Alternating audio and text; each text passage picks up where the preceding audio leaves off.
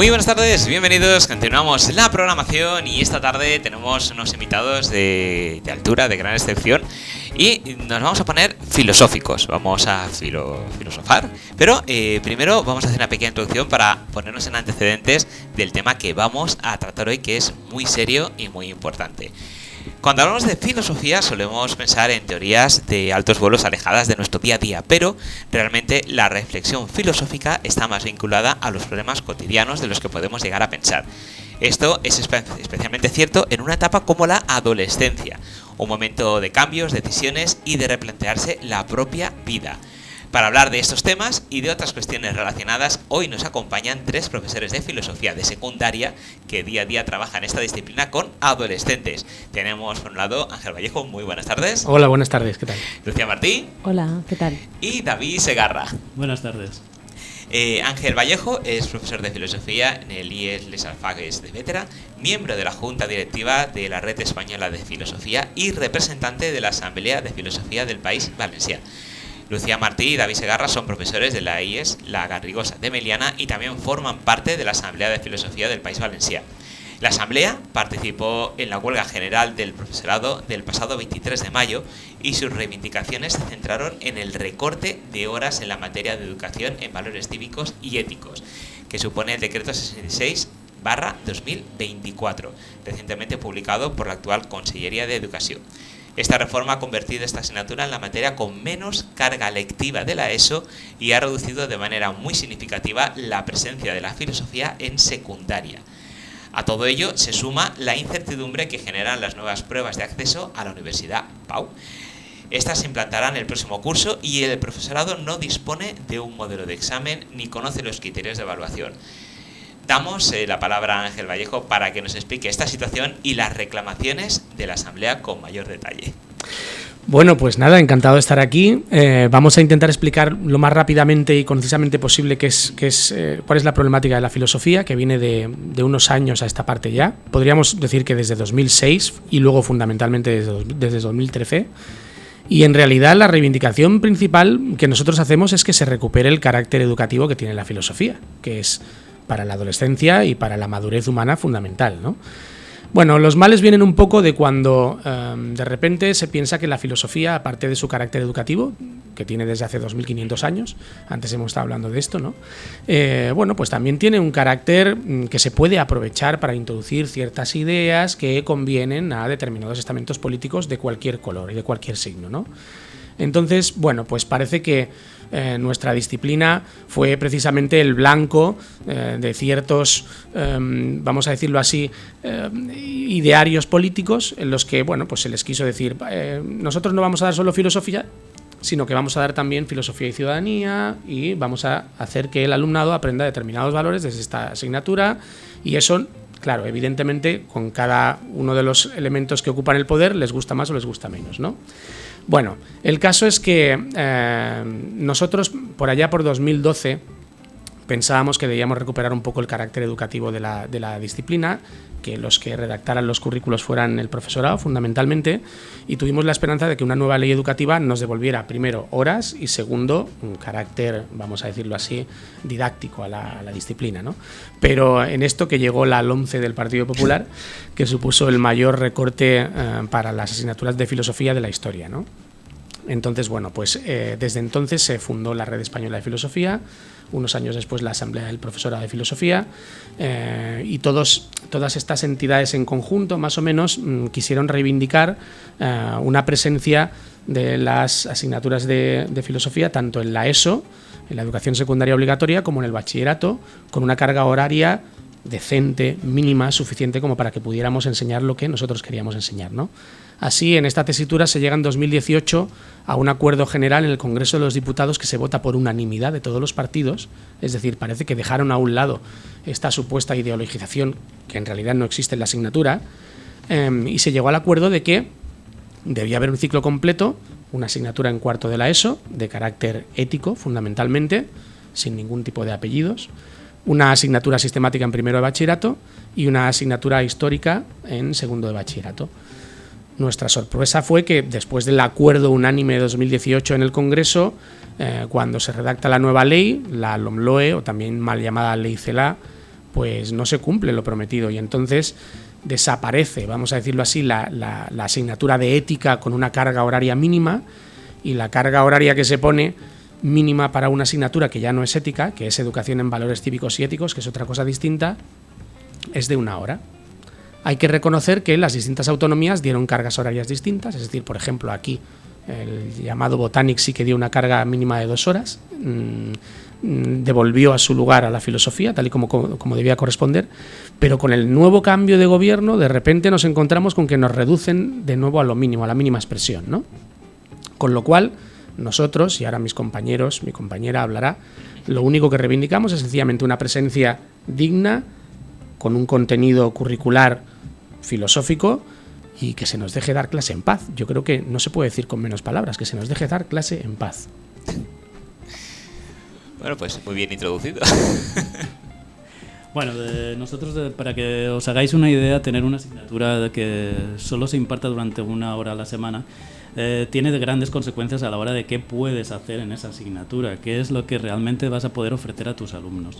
Y ahí tenemos que el hecho de poder solo disponer de 1 hora para trabajar los contenidos y las habilidades que son propiamente filosóficos que tenemos volcados en esta asignatura en la educación secundaria obligatoria, establecen dificultades a la hora de establecer clases, porque, por ejemplo, se pierde la continuidad del trabajo que podemos hacer con los alumnos. Tener 1 hora a la semana significa que cualquier actividad que se plantee debe estar enfocada a ser autoconclusiva, que empiece en una clase y termine en la misma clase, porque si no, lo que te arriesgas es a que tu alumnado no sepa por qué está haciendo las cosas que está haciendo, porque la actividad que empiezas ahora puede que no la concluyas hasta dentro de 3 semanas. Cuando esto sucede, pues se pierde el sentido de lo que se está haciendo. Y incluso pueden llegar a perder el sentido de la propia asignatura. Normalmente siempre todo el mundo tiene una expectativa, un horizonte de por qué está haciendo las cosas, y necesita también plantearse qué es lo que por lo menos pretende el profesor. Los alumnos siempre tienen esa expectativa y te van tanteando un poco en función de eso. Y intentan pensar qué es lo que se espera de ellos para poder llevar a cabo esa asignatura. Cuando tú estás dilatando tanto los tiempos, ese sentido de por qué se hacen las cosas que se hacen se va perdiendo. Y va dejando de estar... se pierde a la vez el valor que tiene la asignatura para el alumnado. Por ir a ejemplos muy claros, actividades típicas que hemos utilizado en las asignaturas de la materia, y especialmente en aquellas que tienen que ver con la filosofía moral y con la ética, pues los debates. Plantear un debate y plantearlo bien significa que tú vas a hacer un proceso en el cual los alumnos primero tienen que familiarizarse con un tema. Tienen que analizarlo y pensarlo para poder desarrollar algunos argumentos con los cuales defender una posición o la contraria, porque los términos del debate van a estar en ese polo de posiciones. Y antes de llegar a ejercer, a empezar con el debate, han tenido que trabajar esa argumentación, esos argumentos, valorarlos y establecer cuáles van a ser los mejores. Solo en el momento en que eso está ya fijado es cuando se puede realizar el debate. ¿Cuántas clases se necesitan para trabajar bien un debate? Claro. Sí, no, pues yo también, bueno, primero daros las gracias por darnos esta oportunidad de hablar, porque eso lo que te comentábamos antes, un poco antes de empezar, ¿no? Que muchas veces pasan cosas en los centros educativos y las familias y la sociedad no se enteran, y pues queremos que se sepa. Que se sepa, porque muchas veces no podemos atender al alumnado como nos gustaría. Y una de las cosas que pasa con esta materia es lo que están diciendo mis compañeros. Una materia de 1 hora semanal es inviable. Por todo lo que han dicho, pero además es que no te permite conectar con el alumnado. Es que cuando llegas a la semana siguiente ya no se acuerdan casi ni de tu nombre. Luego, espérate que no te pille una festividad por en medio, o 2, porque entonces estás sin verlo 2 semanas, o 3. Entonces, luego estamos hablando de filosofía, en este caso filosofía práctica, que habla sobre temas éticos, políticos, morales. Ahí requiere reflexión y la preparación de debates, de dilemas morales. Si es una asignatura eminentemente reflexiva y tú les recortas tanto el tiempo, ¿cuándo van a reflexionar? Al final se va a convertir en dar contenidos a toda virolla. Y eso al final también eso desprestigia la asignatura, se la toman como la asignatura chorra, porque es que, claro, les estamos dando argumentos para que se la tomen así, porque es la asignatura con menos carga lectiva en toda la educación secundaria obligatoria, con menos. Y claro, yo también veo una contradicción entre el alumnado tiene que esta asignatura en bachillerato, 3 horas en primero de bachillerato y 3 horas en segundo. Si en la ESO solo ven 1 hora a la semana, ¿cómo nos llegan al bachiller? ¿Qué pasa? Pues yo empiezo a hablar y me dicen, pero profesora, ¿cuánta terminología? Y yo, claro, digo, imaginaros que todos los conceptos matemáticos que sabéis os los tuvieran que dar enseguida de golpe en el bachiller y no hubierais visto nada de matemáticas antes. Pues eso es lo que nos pasa. Y luego está el otro alumnado, el que no sigue con el bachiller. O sea, esta gente que luego va a ser lo que sea, no tendrá que tener un mínimo de capacidad de reflexión filosófica, solo por su vida misma, por su capacidad de tomar decisiones y por dilemas a los que se va a enfrentar. Y para trabajar eso de una manera digna, pues un mínimo de 2 horas semanales. No es una locura lo que estamos pidiendo. No estamos pidiendo que desde los 3 años estén filosofando, que igual no estaría mal, pero no estamos pidiéndolo tampoco. ¿Ibas a decir algo, José? Perdón. No, simplemente para ponernos un poquito en antecedentes y saber de lo que consiste esta filosofía práctica, para que la gente dice, no, es que la filosofía, vas a estudiar a Aristóteles, Platón, pero eso no lleva a ningún sitio. Vale, sí que lleva, pero eso es otro tema. Pero cuando hablamos de filosofía práctica, los temas, los debates que están hablando, ¿algún ejemplo? ¿Qué tema habéis puesto sobre la mesa en clase o habéis trabajado para ver un poco sobre qué estáis hablando? Y de ver la importancia que tiene, claro. Bueno, pues por ejemplo, David y yo, que hemos dado la materia, hemos tenido horas de codocencia, que los dos entrábamos a clase juntos 1 hora a la semana, cosa que también se ha perdido, eso también cabe decirlo. Hemos trabajado temas como pues la pena de muerte, las prisiones, lo necesarias que son y por qué, y el trato o no a las personas que están en prisión. Hemos trabajado también temas de ecología, porque nosotros estamos en un instituto de la huerta, y el tema de la huerta y de qué está pasando con la huerta, que no hay relevo generacional, y hay demandas ahí que son importantes y que nosotros hemos puesto sobre la mesa. Demandas vinculadas a los objetivos del desarrollo sostenible y a la Agenda 2030, pero la gente se cree que nosotros esto lo estamos dando como no. Tienes que ser ecológico, lo tienes que ser de esta manera. Pues no, nosotros lo hemos hecho de una manera abierta para que ellos mismos, también en diálogo con sus familias, porque son familias de la huerta, pudieran sacar las problemáticas que ellos ven cercanas y pudieran hablar de todo esto. Pero no de una manera dogmática, ¿no? Sino de una manera filosófica. Y para eso necesitamos 2 horas a la semana. También el primer trimestre estuvimos haciendo dilemas morales y trabajamos distintos tipos de dilemas morales y lo hicimos de una manera bastante práctica, que tenían que hacer un teatro sobre el dilema y luego explicarlo al resto de la clase, ¿no? Y había dilemas pues, que tenían que ver, por ejemplo, con las redes sociales, con el caso de personas que creo que se llaman los hikikomori, que ahora no me acuerdo exactamente del nombre. Hikikomori, ¿no? Uno de los ejemplos era este, que utilizaron ellos para un dilema, lo eligieron ellos mismos, que son gente que se encierra en su habitación y simplemente el único contacto que tiene con el mundo externo es a través de las redes sociales. Y rompen su experiencia vital directa. Entonces ellos hicieron una escenificación de este dilema y reflexionaron sobre todos los problemas asociados al abuso de las redes sociales, a cómo eso te puede impedir o puede de alguna manera filtrar tu experiencia o incluso negarla, tu experiencia con el mundo, hasta qué punto es una vida digna o no lo es. Pues temas de este tipo, ¿no? Salieron temas muy interesantes. O temas como la discapacidad, pues qué hacemos si tenemos un compañero que es invidente y tiene que venir a una actividad de fin de curso que es arriesgada desde un punto de vista, porque hay que hacer esquí. ¿Cómo gestionamos este tipo de cosas, ¿no? Cosas pues muy de su día a día. Fíjate, yo me gustaría complementar una cosa que ha dicho muy interesante ella y que has dicho tú también, ¿no? Es la cuestión de Platón, Aristóteles. Al fin y al cabo, fíjate, ética significa ethos, etimológicamente costumbre, pero también establo, la casa común, ¿no? Es decir, ¿cómo es la vida en común? ¿Cómo debería ser la vida en común? ¿Cómo deberíamos convivir? Y entonces, al fin y al cabo, la ética, universalmente, desde sus inicios, de lo que trata es de la vida en común. Claro, cada época tiene su problemática, aunque hay problemáticas que son universales. Es decir, antes lo estábamos hablando, Lucía, David y yo, la cuestión de que Platón habla, por ejemplo, de la corrupción política y que le resuena a ella cuando lee a Platón lo que está sucediendo hoy día, ¿no? O, por ejemplo, los populismos contra los que él, desde luego, atacaba mucho, ¿no? Pero también, ella ha nombrado la pena de muerte. Yo traigo siempre a un chico, bueno, un chico ya es un hombre adulto, ¿no? Que estuvo en el corredor de la muerte de los Estados Unidos, que es Joaquín José Martínez. Entonces, el alumnado toma contacto con estas realidades, ¿no? Y lo que ha nombrado ella, los dilemas éticos, son súper importantes porque es una manera de ver que las las cosas no tienen una solución clara muchas veces, ¿no?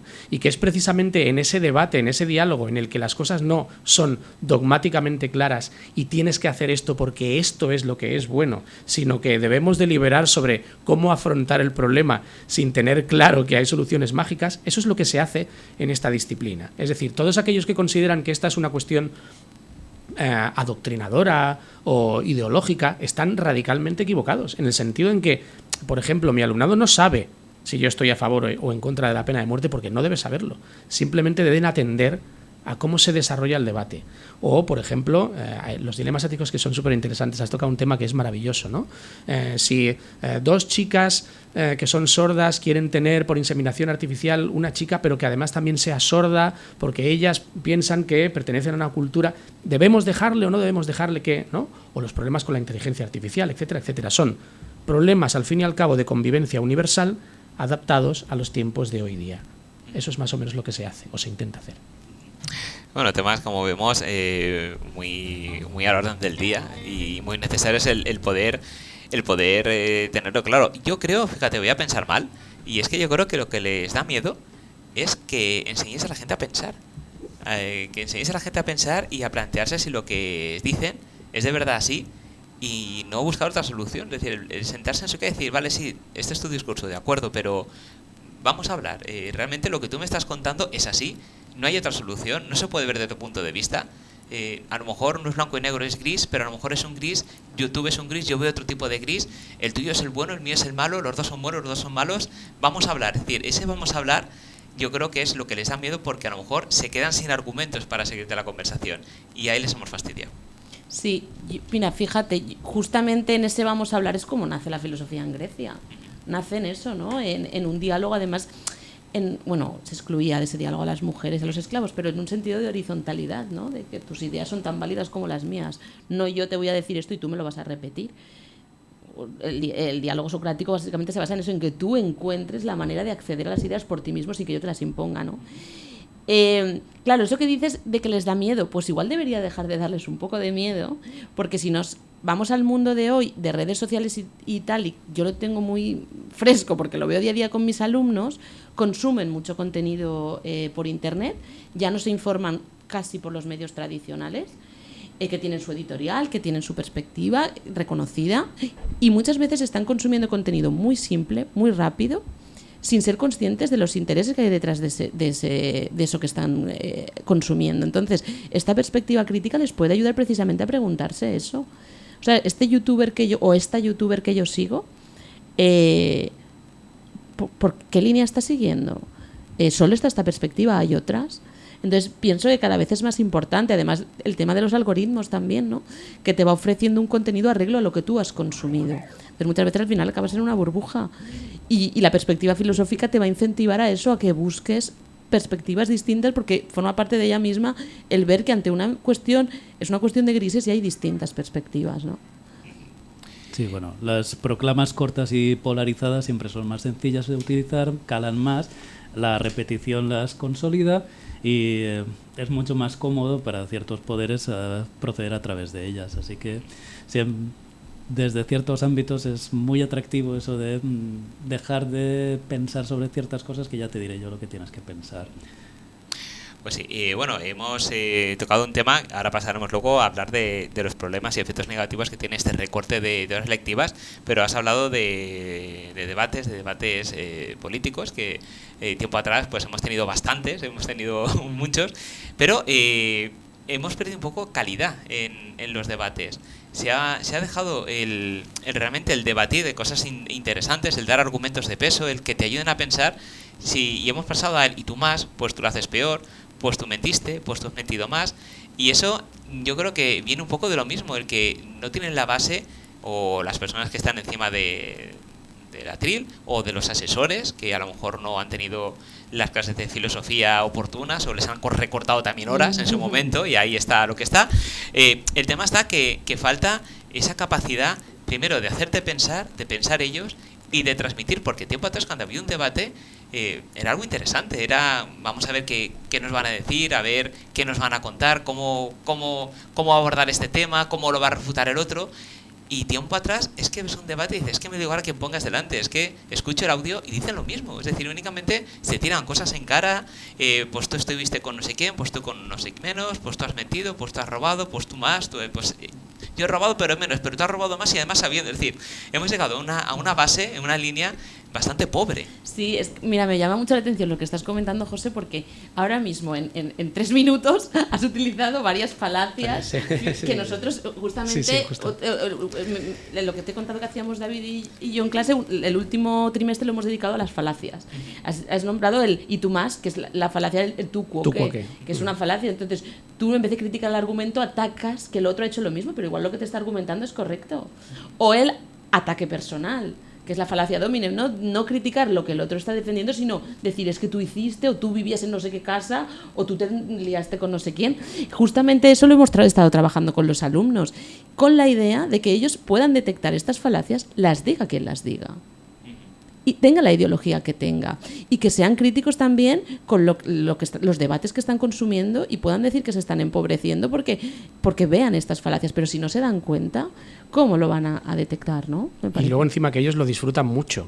Es decir, siempre te están diciendo, ¿y por qué no hay más horas de esto y menos horas de póngase aquí lo que se quiera? No vamos a nombrar a nadie, pero esto nos lleva a otra problemática, ¿no? Que es que una de las, yo las llamaría excusas, que se nos ha dado desde la administración es que, bueno, como hemos salido muy mal en PISA, hay que aumentar horas de matemáticas y de castellano y de valenciano porque así mejorará la educación. Y nuestro contraargumento, por supuesto, es que lo que realmente mejora la capacidad educativa es la capacidad de argumentar, debatir, ser capaz de construir relatos lo suficientemente bien construidos argumentalmente sin recurrir a falacias, poner en marcha el pensamiento. Es decir, están ustedes minusvalorando el poder educativo de la filosofía precisamente porque la desconocen y porque se creen ustedes, como diría Nietzsche, ¿no?, con el derecho a la mentira piadosa. Yo sé lo que es bueno para ti y yo te voy a decir lo que es bueno para ti. Entonces, sencillamente demos esto y no demos esto otro, que puede ser que se te ocurra pensar sobre cosas que no deberías, ¿no? Un poco volviendo a lo que estabas diciendo antes.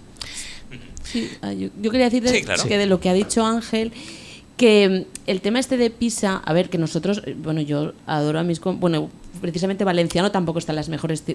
La materia valenciana no está en las mejores condiciones tampoco, pero me refiero que yo adoro a mis compañeros y trabajamos conjuntamente, hacemos proyectos conjuntamente con nuestros compañeros de castellano, de matemáticas, pero muchas veces es esto que estamos diciendo de simplificar el debate y el discurso. No, hemos sacado valiosos resultados en matemáticas, venga a la locura de horas de matemáticas. ¿Qué efecto tiene? A veces eso tiene un efecto rebote. Y el alumnado le coge tirria o le coge más manía a la materia. Entonces, hay estudios y, bueno, esto es enrollarse un poco, pero podemos entrar en detalle, que demuestran que trabajo, por ejemplo, en la filosofía, como te ayuda a razonar, te ayuda a mejorar en las disciplinas lingüísticas y en las matemáticas. Por ejemplo, hay un estudio de la Universidad de Durham, de Reino Unido, que estuvo poniendo en marcha un proyecto con niños de 10 años súper interesante de filosofía para niños, ¿no? Y les lanzaban un tema con una imagen o con un cuento o con luego los separaban en grupos, debatían y después debatían colectivamente sobre los productos que había hecho cada grupo, ¿no? Y bueno, hicieron un estudio a largo plazo y se dieron cuenta que estos niños mejoraban muchísimo en matemáticas y en lengua. Y lo que estaban haciendo era filosofía. Y además, justamente los que más mejoraron eran los que venían de entornos desfavorecidos. O sea que muchas veces tampoco hay que ver las cosas solo en la superficie de, pues, sale un kilo de matemáticas, vamos a ver. Es que en química también se hacen matemáticas, en biología también se hacen matemáticas, en economía también se usan, en filosofía también que hacemos lógica. Claro. ¿Vale? Entonces... Claro, fíjate, habría que dar una explicación de por qué esto sucede, ¿no? Yo quizá no la tenga, pero date cuenta, la gente más desfavorecida es la que más mejora cuando se implementa la filosofía, ¿no? Bueno, porque el saber técnico que nosotros estamos recibiendo desde primero de primaria, tanto en las disciplinas lingüísticas como en las matemáticas, a lo mejor no es accesible a todo el mundo, pero la manera de aproximarse a ello que tiene la filosofía sí que lo es. Entonces, al final ayuda a mejorar en esas capacidades también, ¿no? Realmente... ¿Pasa algo mal? Algo estamos haciendo mal en educación cuando tenemos malos resultados PISA, que tampoco es la panacea, lo de PISA, pero bueno, démoslo por bueno, ¿no? Si después de muchísimos años de saber especializado y técnico en esas disciplinas no conseguimos mejorarlas, quizá habría que darle otro enfoque, y el enfoque podría estar ahí. Voy a complementar con el GRE, si te parece, Sí. Lucía, porque lo que ha dicho ella de la Universidad de Durham también en Estados Unidos, en los Grade Record Examinations, que son unos exámenes de posgrado, el alumnado que ha cursado filosofía siempre destaca en estos exámenes, ¿de acuerdo? Son exámenes que se hacen para acceder o bien a escuelas técnicas, o bien para escuelas de derecho, o bien para másteres, y entonces invariablemente desde que hay registros sobre este tipo de exámenes, el alumnado que cursa filosofía despunta siempre en la capacidad analítico-lingüística, en la capacidad lectora, y está por encima de la media en la capacidad cuantitativa, es decir, el razonamiento matemático. Solo física, matemáticas, las ingenierías están por encima de ellos, ¿no? Entonces, claro, la filosofía realmente vamos a decirlo, te estructura la mente. Y este estructurar la mente lo que te hace es que seas capaz de enfrentarte a cualquier tipo de desafío intelectual con mejores herramientas. Así pues, yo creo que debería replantearse la postura de la filosofía de la educación, al fin y al cabo. Sí, sí. Bueno, pues teniendo esto claro, contarnos qué efectos negativos tiene este recorte. Vamos a hablar un poquito de este tema. Bueno, habíamos empezado ya a hablar un poco sobre esta cuestión y entre, bueno, las cosas muy obvias es que al final, bueno, venimos de la antigua asignatura de valores éticos, en la cual ya teníamos una experiencia de qué significaba dar una asignatura durante 1 hora semanal. Lo único que en aquella época teníamos en los 4 cursos de la ESO la asignatura, con lo cual realmente el currículum se desplegaba durante los 4 cursos y no es que fuera la mejor manera de tratarlo, pero como mínimo teníamos una compensación respecto a lo que venía a ser el contenido.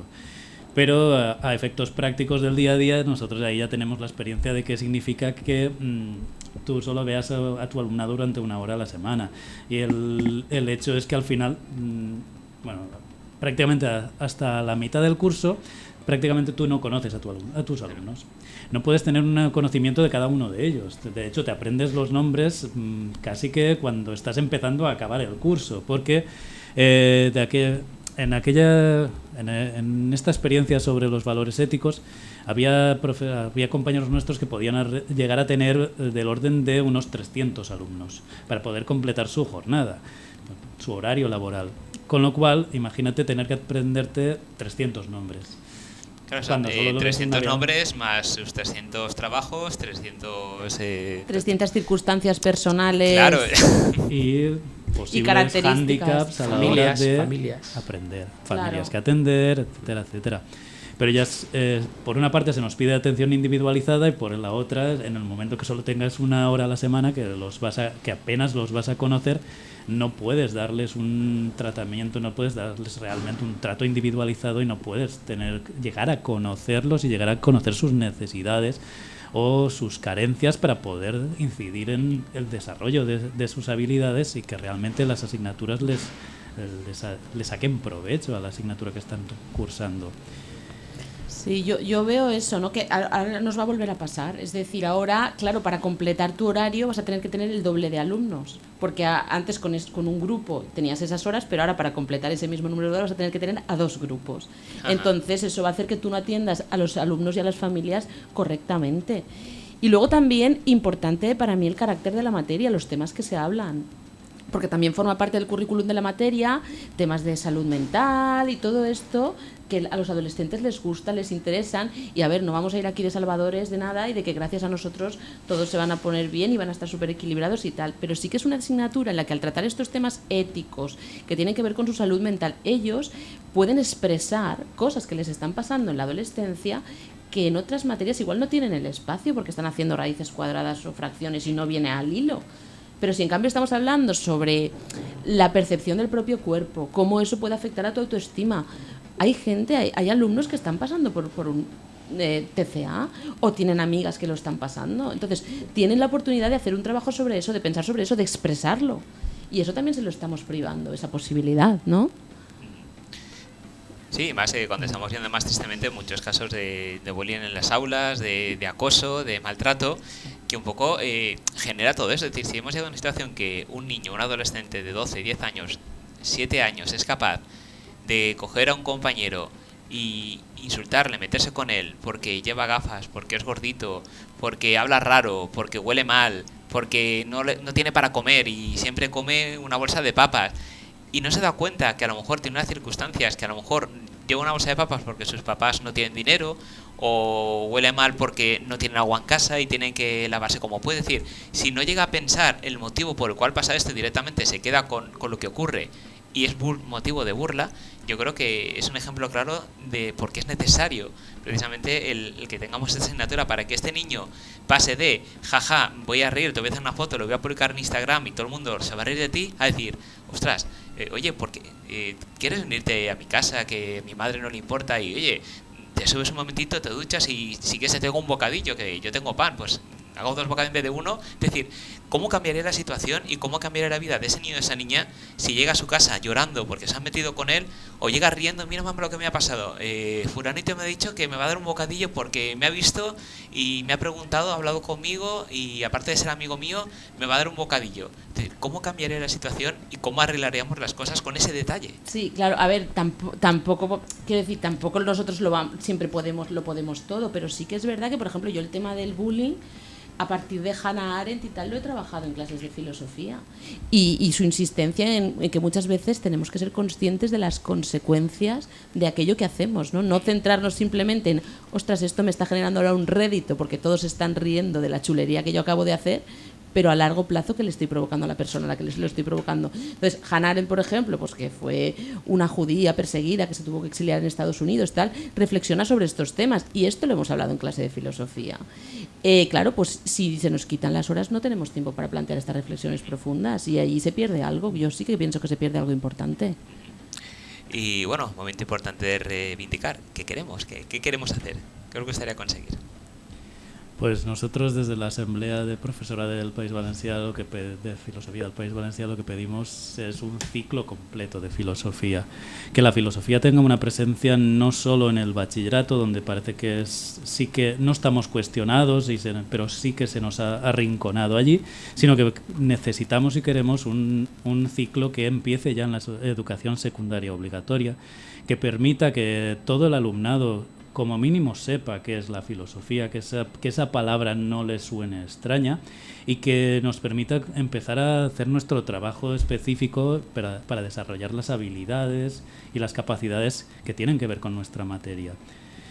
Y para ello, pues lo que necesitamos es que haya horas donde nosotros podamos trabajar, donde se pueda trabajar la filosofía, donde se pueda empezar a conocer qué es eso de la filosofía. Tradicionalmente lo hemos hecho desde la filosofía moral, desde la ética, que nos ha permitido establecer reflexión, debate, la posibilidad de argumentación, que son habilidades que son necesarias siempre dentro de la filosofía, y son habilidades que si no se empiezan a trabajar ya desde la secundaria, cuando uno llega al bachillerato realmente se encuentra con un trabajo que desborda.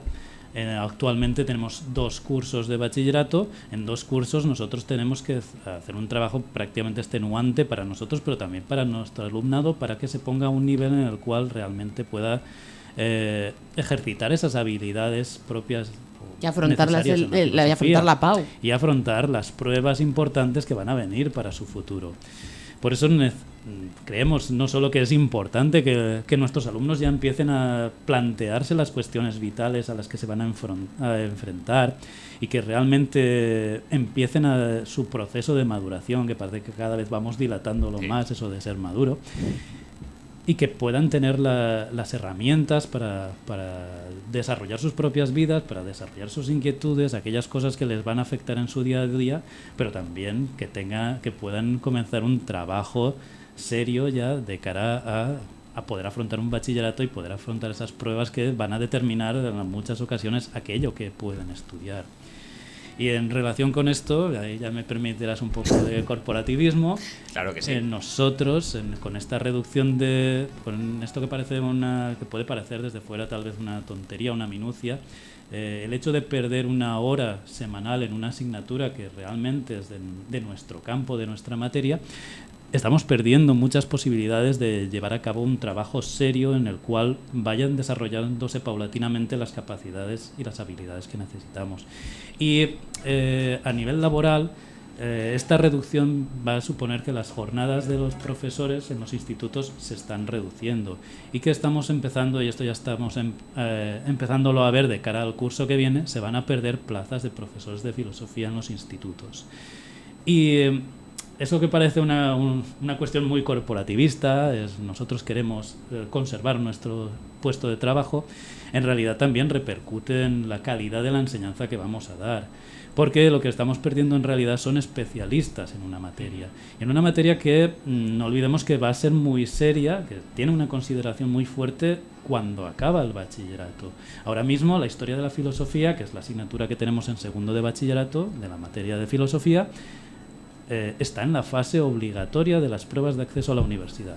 Eso significa que actualmente se puede escoger entre historia de España y historia de la filosofía, pero que nuestro alumnado va a pasar en gran medida por una prueba que le va a permitir acceder a aquellos grados, a aquellos estudios que pensamos que van a ser aquellos más importantes para la persona, para el profesional que va a resultar de ese proceso, que se van a enfrentar a una prueba importante, pero que no van a tener las garantías de haber desarrollado las habilidades y las capacidades necesarias para afrontar esa prueba con garantías. Y estamos en esa situación actualmente en que nuestro alumnado muchas veces tiene dudas de si escoger la materia en las pruebas, porque parece que es mucho más fácil aprenderse de memoria un contenido ya fijado, aunque sea un listado interminable de fechas y de sucesos, porque ahí con la memoria tienen una seguridad. En cambio, con la argumentación no se sienten tan seguros. Bueno, habéis hablado de la PAU. Yo quería añadir alguna cosa más de lo que queremos. O sea, queremos ese recorrido completo, por lo que ha dicho David, de que la gente llegue al bachillerato en condiciones, y también porque los que no lleguen al bachillerato puedan haber trabajado la filosofía al menos un año en su vida, 2 horas a la semana. Y no sé, esto me parece importante, ¿no? Iba a decir otra cosa, pero se me ha olvidado. Bueno, pues si te acuerdas, lo dices y la arrancamos. Vamos, si quieres, hablar precisamente sobre la nueva prueba PAU. Háblanos un poquito en qué va a consistir, si es que se sabe algo. Ojalá lo supiéramos. Bueno, vamos a ver, aquí ha habido, como siempre, un desacuerdo entre lo que es el gobierno central y las administraciones autonómicas. Cuando se diseña la nueva ley educativa, se pretende hacer una historia de la filosofía, vamos a decirlo así, con todos los autores desde el siglo VI a.C. hasta el siglo XXI, aunque del siglo XXI tampoco es que haya una presencia muy notable, pero bueno. Y nosotros aquí en la Comunidad Valenciana tradicionalmente hacíamos un recorrido sobre los textos de autores, ¿no? En realidad 4 autores o autoras, y nos centrábamos mucho en un texto, ¿no? Bueno, la distorsión ha venido porque el gobierno central no sacó el Real Decreto de pruebas de acceso a la universidad hasta junio de este año, cuando la ley ya tiene bastante más tiempo, ¿no? Tiene un año. Entonces, ahora mismo nosotros no sabemos cómo va a ser el examen que cuadre la ley orgánica con el decreto autonómico, ¿de acuerdo? Entonces, como no sabemos cómo va a ser el examen porque no ha dado tiempo a diseñarlo, nos enfrentamos a una situación de incertidumbre muy grande este curso que empieza. No sabemos cómo empezar a dar el curso, si vamos a hacer una materia extensiva a lo largo de toda la historia de la filosofía, o si vamos a hacer una materia intensiva centrándonos en determinados textos, porque no tenemos un modelo de examen claro, sencillamente porque los políticos no han cumplido sus tiempos, vamos a decirlo así.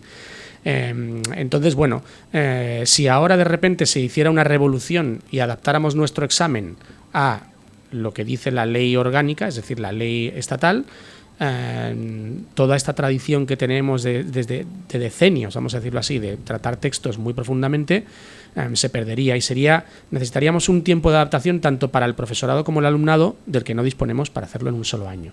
Entonces estamos un poco a la expectativa de ver qué sucede, de si se trabaja un nuevo modelo para que nuestro alumnado pueda estar seguro de a qué se enfrenta. Yo creo que David lo ha dicho muy bien. Esta prueba, la prueba de acceso a la universidad, es un poco, diríamos, un rito de paso de nuestra época, ¿no? de nuestro tiempo. Entonces, la adolescencia, digámoslo así, se enfrenta a ese examen como si entrara en la madurez, así se llamaban las pruebas antes, ¿no? Pero esta incertidumbre que genera el no saber qué tipo de examen van a tener, no les ofrece ningún tipo ni de tranquilidad ni de seguridad para poder escoger luego la carrera que quieran, ¿no? Entonces esa es un poco la problemática que tenemos ahora mismo. Estamos a la expectativa de a ver si se presenta un modelo de examen con el que nosotros podamos diseñar un curso para poder trabajar en vistas a el examen de acceso a la universidad. ¿Y previsión de cuándo se os presente ese modelo o no se sabe? Pues no hay una previsión. Según parece, en septiembre se van a reunir los especialistas, que son elegidos cada año, por cierto, y ellos mismos estaban un poco a la expectativa de ver si eran elegidos también este año. Y, sin embargo, nosotros tendríamos que entregar las programaciones didácticas o propuestas pedagógicas que se llaman ahora en el 30 de septiembre. Entonces, hay un plazo de un mes ahí para hacer un trabajo que normalmente lleva años. Entonces, la imprevisión política un poco ha sido la que nos ha llevado a esta situación.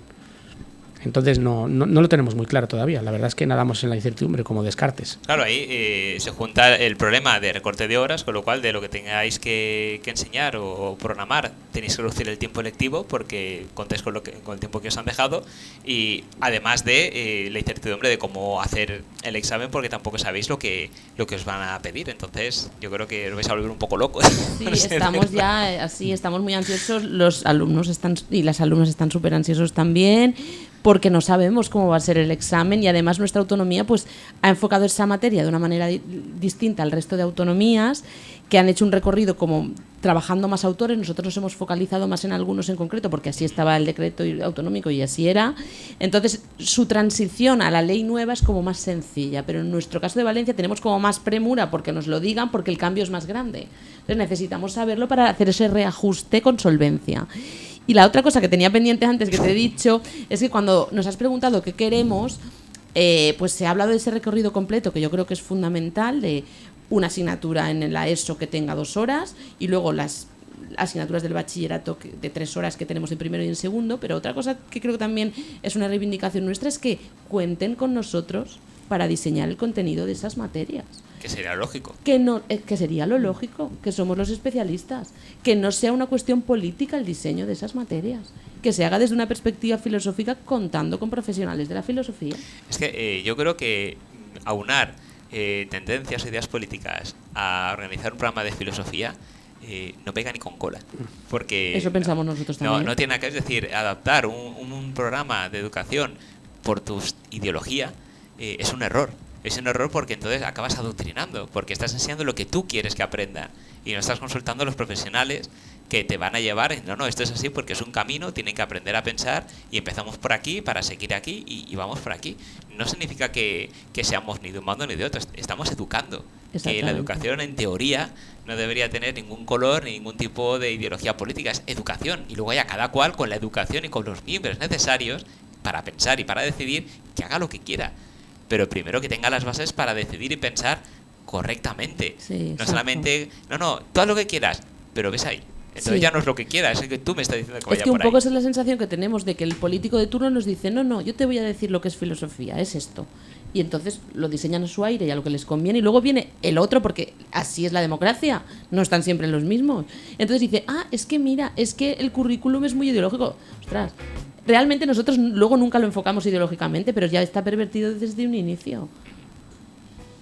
Bueno, yo creo que tenemos mucho camino por hacer. Espero que al final pues volvamos a hablar muy pronto y me digáis, José, ya está todo solucionado, lo hemos conseguido. Darnos esa hora tampoco sería tan complicado, sería voluntad de la consellería. Lo podría hacer este año, la hemos tenido, hemos trabajado y nos ha ido bien. No Ojalá te nada. escuchen, José, sobre todo lo último que has dicho, ¿no?